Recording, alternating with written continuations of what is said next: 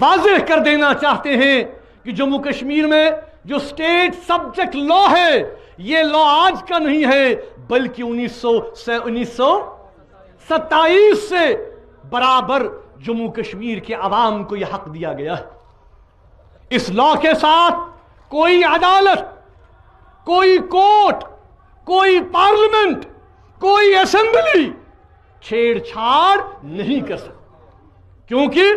جب تک یہاں لوگوں کو استبصار رائے کا حق نہیں دیا جائے گا، ایک ٹیمپرری چیز تھی تب تک جب تک رائٹ سیلف ڈٹرمنیشن یہاں کے لوگوں کو دیا جائے۔ اس لیے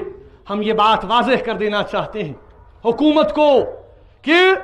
یہاں کے لوگ، یہاں کے غیور عوام، یہاں کے ہر طبقہ،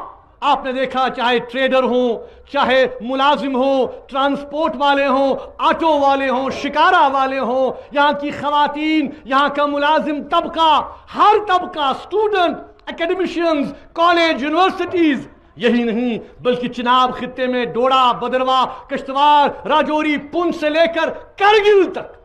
پورے جموں کشمیر کے عوام کی ایک ہی آواز ہے کہ ہم جموں کشمیر کے اس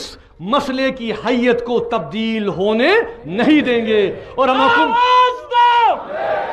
جس کشمیر کو خون سے سینچا وہ کشمیر ہمارا ہے، آواز دو۔ ہم یہ بات واضح کر دینا چاہتے ہیں کہ اگر حکومت چور دروازے کے ذریعے، عدلیہ کے ذریعے یہاں کے اس ڈسپیوٹڈ سٹیٹس کو تبدیل کرنے کی کوئی بھی کوشش کی گئی، ہم نے پہلے ہی اعلان کیا ہے کہ جموں کشمیر کا ہر باشندہ تیار ہے کہ ایک ایجوکیشن شروع ہوگی جو ایجوکیشن تھمے گی نہیں انشاءاللہ۔ تجھ وہ ساری تیار؟ ترتلیو ساری ہاتھ اٹھاؤ۔ ہم سب اس بات کا عہد کرتے ہیں کہ ہم جموں کشمیر کے عوام کے حقوق پر کسی کو کاری ضرب لگانے کی اجازت،